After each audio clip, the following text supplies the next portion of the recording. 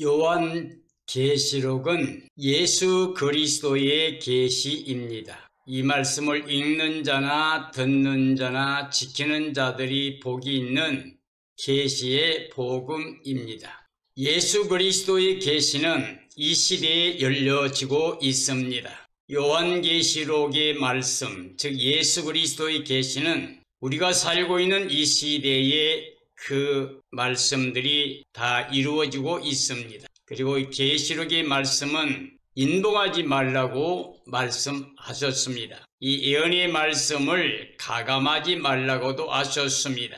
이 예언의 말씀에 자기 생각을 더하게 되면 계시록에 기록된 모든 하나님의 진노의 재앙을 그에게 더하실 것이라 했습니다. 만약에 이 계시의 말씀에서 자기 마음대로 제하여 버리게 되면 새 예루살렘 성의 참여함과 생명나무의 나아감을 제하여 버리겠다고 말씀하셨습니다. 즉 이 예언의 말씀을 가감하게 되면 더하거나 빼게 되면 누구를 막론하고 하나님의 구원의 영광에 참여할 수가 없게 됩니다. 영원히 하나님의 심판과 멸망의 대상이 됩니다. 오늘은 계시록 5장에 있는 말씀을 증언하려고 합니다. 계시록 5장에는 교회 시대의 끝과 대환란이 시작되려는 사이에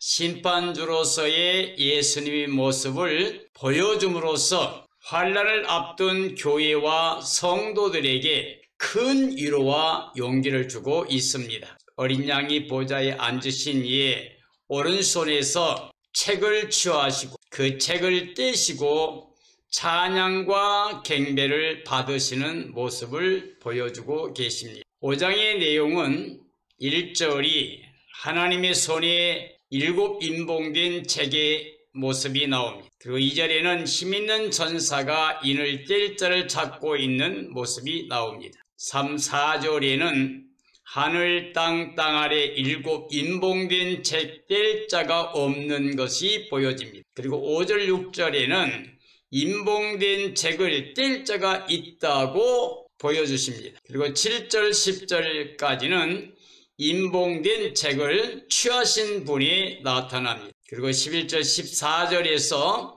책을 취하신 자에게 아멘과 경배로 찬양을 올리는 모습이 나오게 됩니다. 힘있는 전사가 인을 뗄 자를 찾고 있습니다. 누가 7인을 떼기에 합당하냐?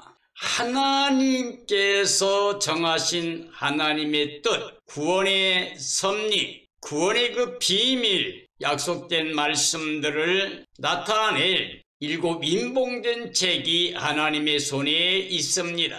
그 7 인봉된 책을 떼기에 합당한 자가 누구냐고 힘있는 전사가 찾고 있습니다. 하나님의 손에 있는 7 인봉된 두루마리 책은 파피루스, 즉 갈대류의 줄기 껍질의 두루마리입니다. 하나님의 오른손이 있습니다. 그것은 하나님의 주권과 능력의 손을 의미하고 있습니다. 이 7 인봉된 책은 가감할 수 없는 완성된 계시임을 보여줍니다. 안과 밖으로 다 썼기 때문에 더 이상 보탤 수가 없는 완전한 하나님의 뜻이 기록된 계시라고 할 수가 있습니다.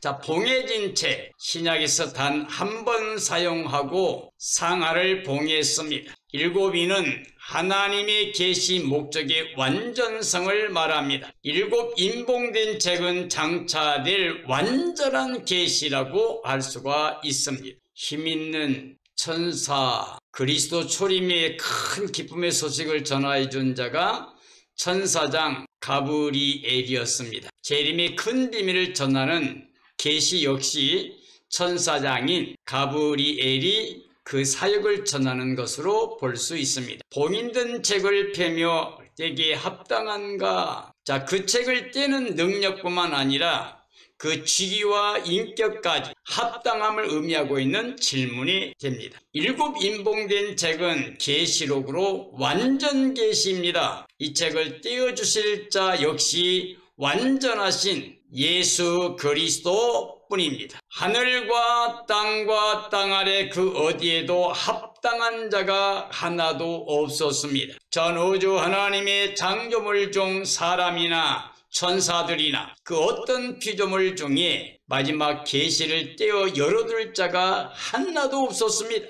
요한은 하늘과 땅 아래 그 어디에도 그 합당한 자가 없는 것을 보고 심하게 통곡을 하였습니다. 그는 피조물 중에 합당한 자가 없을 것을 알지 못한 무지함과 안타까운 모습을 보여주고 있습니다. 그는 통곡하고 울었습니다. 요한이 울었습니다. 그는 보여주시고 들려주신 대로만 기록했을 뿐인 것을 우리에게 알게 합니다. 요한의 한계성은 이 계시가 예수 그리스도의 계시임을 우리에게 보여주고 있습니다. 어린 양이 그 인을 떼실 것입니다. 인을 떼실 분이 계십니다. 인을 떼실 분이 계세요. 하나님의 어린 양 예수 그리스도, 그가 이 인을 떼게 합당하십니다. 장로 가운데 하나는 24장로 중에 하나를 말합니다. 하나님의 책은 오직 한 분만이 떼쓸 수 있다고 말했습니다. 유다지파의 사자라고 그랬습니다. 창세기 49장 9절 10절에서 야곱은 유다지파에서 메시아가 나실 것이라고 하였습니다. 유다는 사자 새끼로다. 여기서 사자는 이기는 자의 표상을 말합니다. 예수님은 뱀의 후손의 머리를 깨뜨리시는 만왕의 왕이십니다. 예수 그리스도는 십자가에서 우리 죄를 대속하여 죽으시고 부활하심으로 말미암아서 사탄의 머리를 깨뜨렸습니다. 그리고 사망 권세 깨뜨리시고 생명의 문을 열어주셨습니다. 예수 그리스도가 만왕의 왕, 만주의 주가 되십니다. 다윗의 뿌리라고 하는 말은 이사야 11장 1절 10절에서 이새의 줄기로 나옵니다. 다윗의 자손이 호칭으로 불려지게 됐습니다. 다윗의 뿌리는 그리스도의 육적인 계보를 보여주고 있습니다. 예수님은 유다지파 다윗의 뿌리가 되십니다. 다윗의 자손은 약속된 이스라엘의 메시아이십니다. 이겼으니라는 말은 과거의 단번에 이기셨다는 말씀이 됩니다. 즉 그리스도의 십자가와 부활을 통한 영원한 승리를 말하고 있습니다. 현재 세상 권세를, 미래 사탄과 죄와 사망의 권세를 영원히 이기신 것을 말씀하고 있습니다. 바로 그분만이, 즉 예수 그리스도만이 이 인봉된 책을 떼실 수 있습니다. 예수님이 한 가운데 계신 모습이 나옵니다. 즉 하나님의 보좌와 네 생물들과 24장로들의 한가운데 어린 양이 계셨습니다. 이것은 중보성을 의미합니다. 즉 예수 그리스도는 완전한 중보자가 되십니다. 하나님과 사람 사이에, 또 유대 민족과 이방인 사이에, 그리고 사람과 사람 사이에 유일한 중보자가 되시는 분은 예수 그리스도 뿐이십니다. 자, 어린 양이라고 하는 말의 의미는 유월절의 양으로 죽임 당할 양이십니다. 어린 양은 아형형사로 사용되었습니다. 이는 온유하심을 역설하고 계신 것입니다. 예수님은 부드럽고 사랑이 충만한 모습으로 나타나고 있습니다. 예수님은 사자 같은 짐승이지만 행동은 어린 양 같으십니다. 사자 같은 어린 양의 모습이 바로 예수 그리스도이십니다. 도살당한 것 같은이란 말은 하나님의 구원 사역을 위해서 십자가의 대속을 이루신 것이 영원히 하늘 보좌에서 그 권세를 가지고 계심을 말합니다. 어린 양은 우리의 의요, 성결이요, 구원이 됩니다. 그의 의를 입은 성도들이 구원의 영광에 들어갈 수가 있습니다. 7뿔은 힘과 능력과 권세의 상징입니다. 그래서 7은 하나님의 완전수입니다.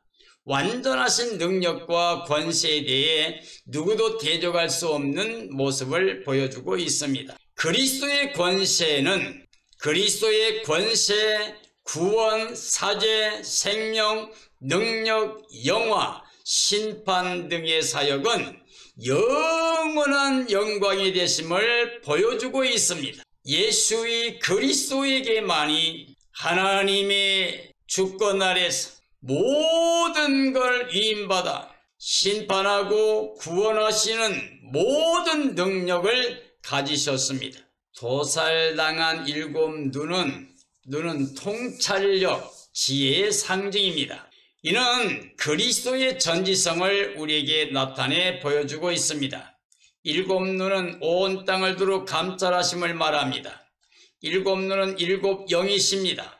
성령, 그리스도의 영, 보혜사, 증거자, 대행자, 보냄받은 자, 인도자, 생각나게 하신 자, 그리스도와 일체성을 우리에게 보여주고 있습니다. 책을 떼시는 어린 양께 엎드려 검은 고의 향을 가지고 찬양합니다. 경배합니다. 임봉된 책을 취하신 분, 취하시더라는 어린 양 그리스도께서 임봉된 책을 잠시만 아니라 영원히 맡아가지고 계신 것을 의미하는 완전 합당한 자가 되신 것을 보여주고 있습니다. 어린 양 앞에 엎드렸으며 라는 말씀은 네 생물과 24 장로 모두가 어린 양에 엎드린 것은 책을 취하신 예수 그리스도의 권세를 높이는 굉의하는 모습을 보여주고 있습니다. 향으로 가득한 금 대접은 향은 성도들의 기도입니다. 충만한 기도의 분량이 되면 응답이 됩니다. 향기로운 기도를 드려야 됩니다. 가득 넘치는 기도의 향으로 응답이 충만하게 임하게 됩니다. 새 노래를 라고 하는 말의 의미는 새 노래는 구원받은 성도들이 구원의 감사를 드리며 부르는 노래입니다. 이 노래의 의인이 된 새 사람들이 부르기에 합당한 노래입니다.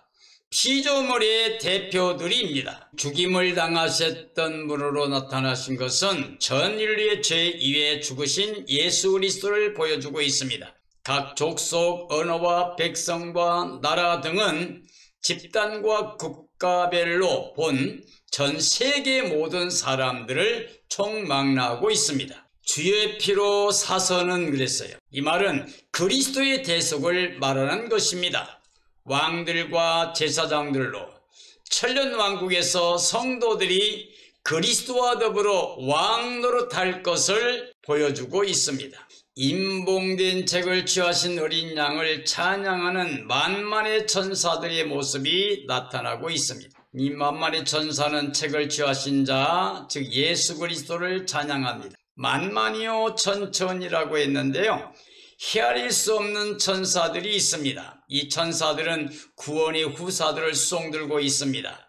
천사들은 인격, 이성, 생각, 의지 등을 가진 영들이며 천군의 찬양들이 성경에 나타나고 있습니다. 죽임당하신 어린 양은 권세나 부나 지혜, 힘, 존귀, 영광과 찬송을 받으시기에 합당하시도다라고 모든 천사들이 찬양과 영광을 돌리고 있습니다. 모든 만물이라고 하는 것은 보좌와 어린 양에게 찬송, 존귀, 영광, 권세가 영원히 있으시기를 찬양하는 모습입니다.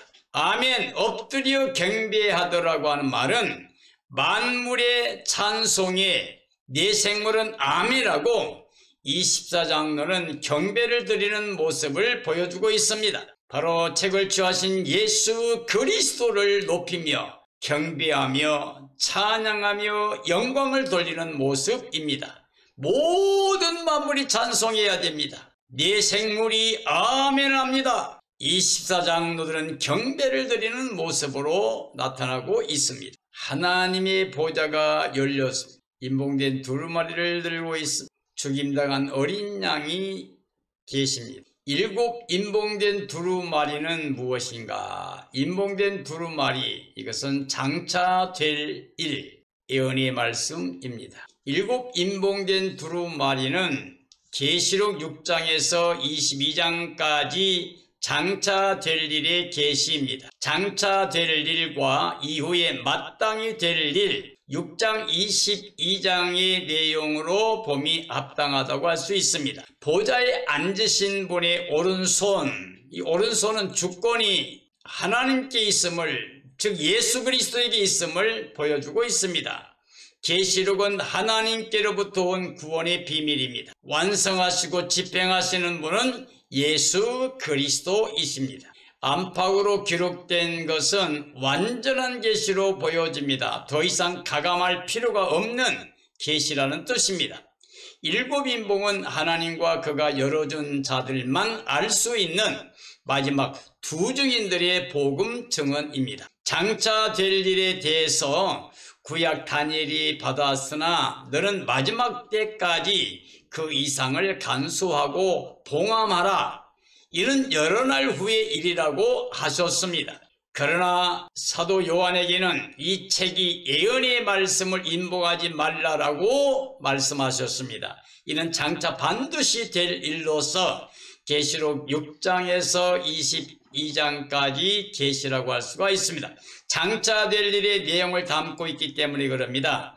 1절 19절에서 내 본 것과 이제 있는 일과 장차 될 일의 연대기로 볼 때 두루마리 책 속의 내용은 당연히 장차 될 일로 볼 수가 있습니다. 난의 두 번째, 하나님의 일곱 영입니다. 그 보좌 앞에 일곱 영, 1장 4절이 있죠. 3장 1절에 일곱 영과 일곱 별 가지시니가 가라사대라고 나옵니다. 그리고 4장 5절에 보면 보좌에 일곱 등불 켠 것이 있으니 이는 하나님의 일곱 영이라고 말씀하고 있습니다. 그리고 계시록 5장 6절에 보면 일곱 뿔과 일곱 눈이 있으니 이 눈은 온 땅에 보내심을 입은 하나님의 일곱 영이더라 라고 나오고 있습니다. 자, 일곱 영은 성삼위 하나님의 관계 묘사를 하는 동시에 마지막 대환란 직전에 일어날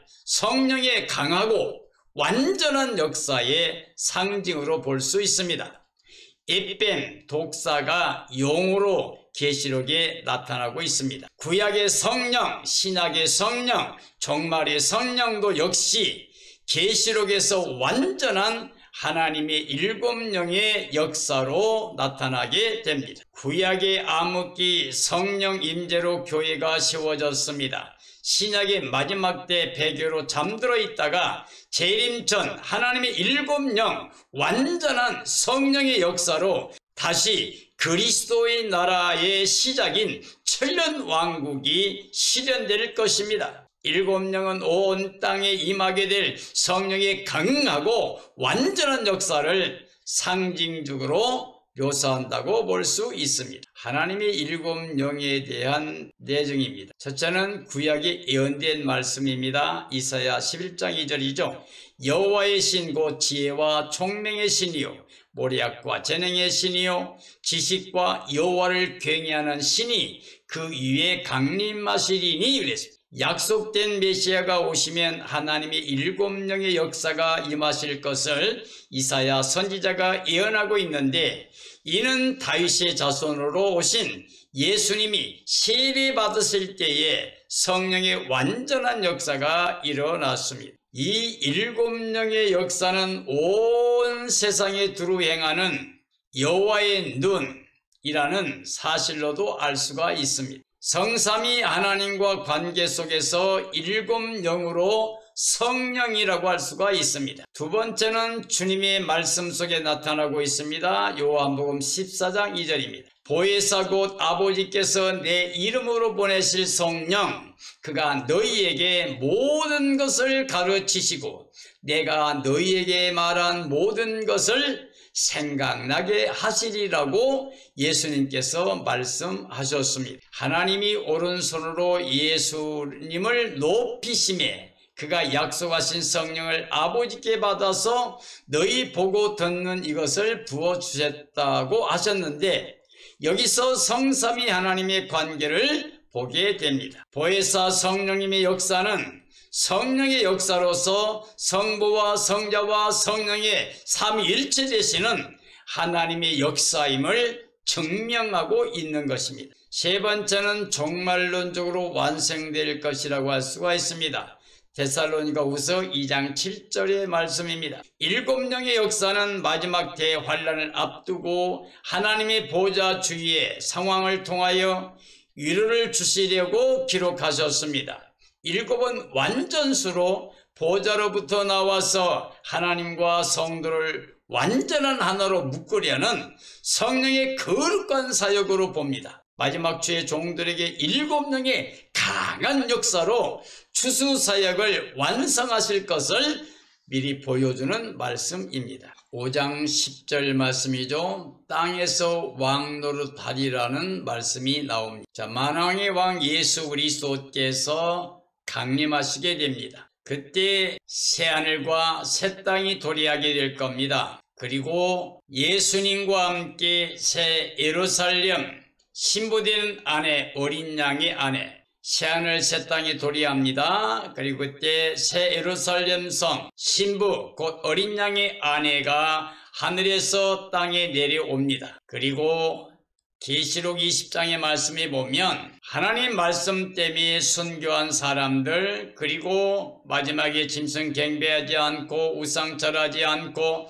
666표 받지 않고 타협하지 않고 끝까지 진실하게 믿음을 지키는 사람들이 예수님과 함께 천년 왕국을 다스리는 땅에서 왕노릇하는 것을 보정해주고 있는 것을 볼 수가 있게 됩니다. 하나님께서 사람들을 위해서 선하고 아름답게 천지 만물을 창조해서 은혜의 선물로 주셨습니다. 그러나 범죄함으로 말미암아 죄와 사망과 저주가 왔습니다. 그래서 땅이 저주를 받게 되었고 사람도 죽음에 이르게 되었습니다. 그러나 이제 하나님께서 우리를 사랑하시기 때문에 친히 몸을 입고 이 땅에 오셔서 십자가에서 우리 죄를 대속해 주시고 부활을 입혀서 예수 그리스도 십자가와 부활을 믿는 모든 사람들이 예수 그리스도가 입혀주신 그 의를 통하여 하나님의 자녀로 중생하게 되고 끝까지 예수 그리스도를 마음의 주로 모시고 말씀대로 순종하고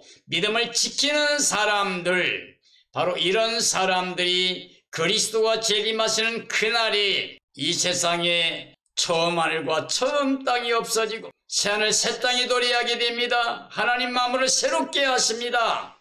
새하늘 새 땅 거기에 예수님이 재림하시면서 구원받은 사람들, 생명의 부활로 그를 맞이하는 사람들, 혹은 변화되어서 예수 그리스도를 영접한 사람들, 그들이 영광 가운데 이 땅에 임하게 됩니다.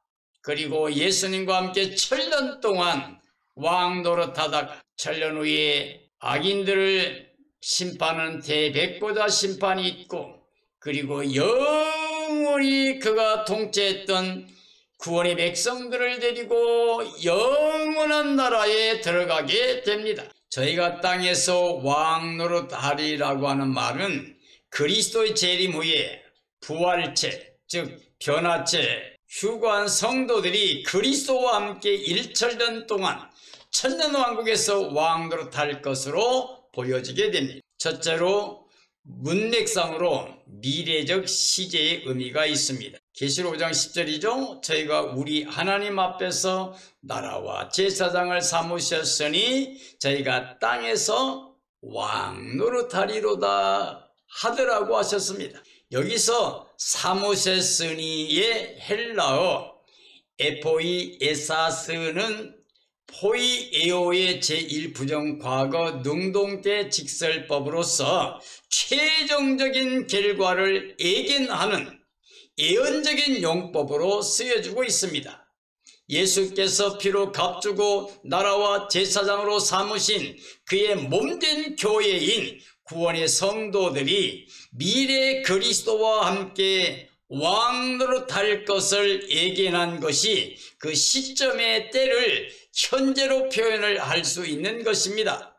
그러므로 예수 그리스도의 재림의 날 구원받은 성도들이 그리스도와 함께 땅에서 왕 노릇하게 될 것입니다. 두 번째는 예언적 현재로 보아서 그 성취는 미래가 됩니다. 왕 노릇하리로다는 현재와 미래의 시제로 동시에 인정되고 있는데 사본상에서 현재 시제를 의미하고 있다 할지라도 이는 예언적으로 현재로 보아 그 성취는 미래에 있을 것을 의미하고 있는 겁니다.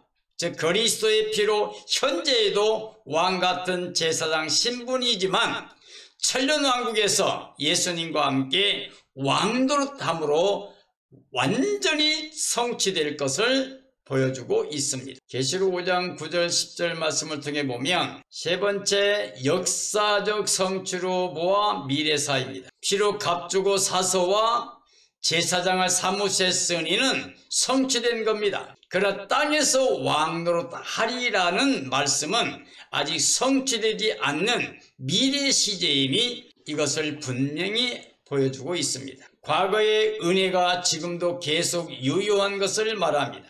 그 은혜가 장차 완성될 미래까지 점점 성화되는 것으로 볼 수 있습니다. 네 번째 문맥상으로 미래적 시제의 의미가 있습니다. 저희로 우리 하나님 앞에서 나라와 제사장을 삼으셨으니 저희가 땅에서 왕노릇하리로다. 땅에서 왕노릇하리라는 말씀은 아직은 성취를 기다리고 있는 미래의 사건으로 보아서 오늘 살고 있는 성도의 삶에서 왕노릇할 때를 향해 성화의 삶을 살면서 흠과 점과 티가 없이 거룩한 모습으로 신부단장해야 될 것입니다. 요한계시록 5장은 장차 될 일에 관한 비밀이 열리는 중요한 진리가 있습니다. 하나님의 손에 7 인복한 책은 6장에서부터 22장까지 예수님 재림 전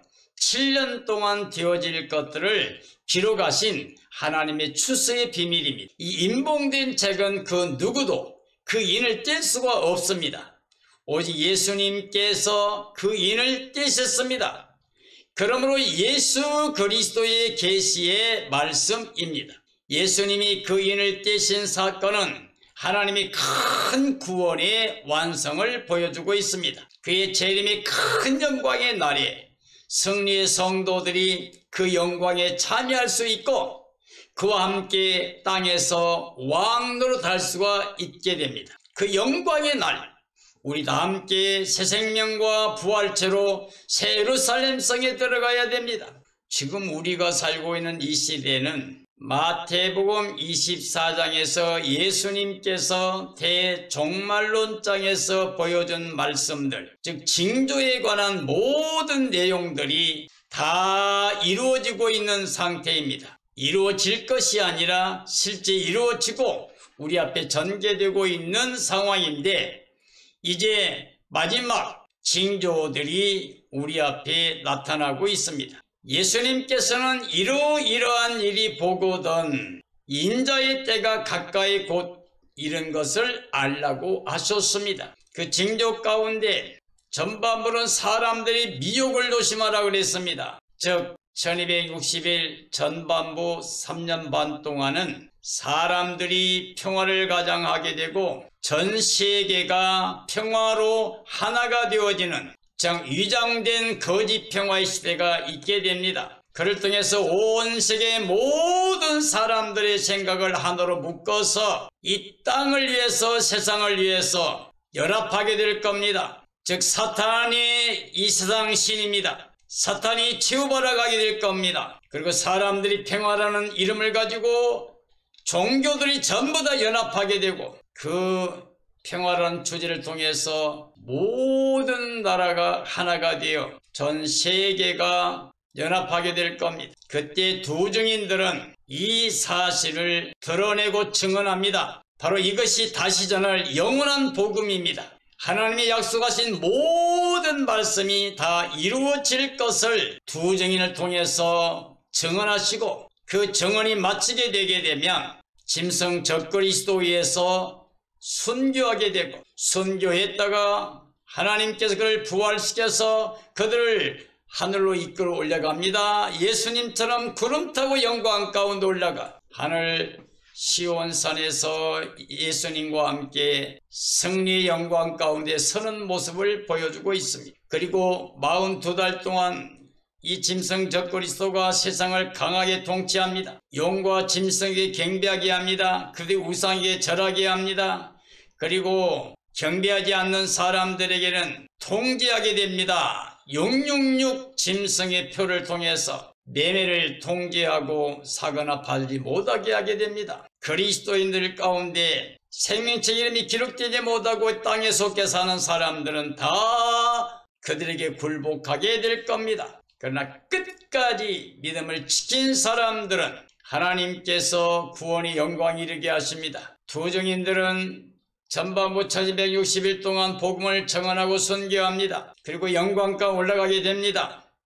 그들의 말을 들었던 사람들 중에 정말 신령한 교회는 하나님이 이 42달 강한 통치 시대에 대환란 시대에 하나님이 예비하신 곳으로 이끌어가서 거기서 양육을 받게 됩니다. 그들이 주님 재림하시게 될 때에 호련히 변화체가 되어 썩지도 않고 좁지도 않고 그리스도의 영광에 참여하게 될 겁니다. 땅에서 42개월 동안 용의 권세로 세상을 지배하는 짐승 적그리스도를 경배하지 않고 환란에 승리하고 나온 사람들이 그리스도의 영광에 참여하게 됩니다. 사랑하는 그리스도인들이여, 이러한 일들이 진행될 때 우리는 정말 기억해야 됩니다. 아무리 짐승 적그리스도가 강하게 통치해도 하나님이 허용하신 42달밖에는 일하지 못합니다. 그럼 우리는 인내의 믿음을 가지고 말씀을 지켜야 됩니다. 오직 예수 그리스도 뿐입니다. 예수 그리스도를 마음의 주로 모시고 끝까지 믿음을 지키고 주님이 임하실 그날을 간절히 사모하고 우리는 흠가짐과 티가 없이 거룩한 모습으로 신부단장하고 깨어 있어야 됩니다. 예비하고 있어야 됩니다. 그리고 주님 오시는 그날에 그 영광에 참여해야 됩니다. 그리고 예수님과 함께 새하늘 새 땅 새 예루살렘 성에 들어가야 됩니다. 그리고 거기서 임마누엘로 하나님의 자녀 권세를 누리며 영생목나 누리는 구원의 백성들이 되어야 됩니다. 이러한 삶이 이루어지기를, 이런 승리자가 다 되어지기를 예수님의 이름으로 축원합니다. 축원합니다.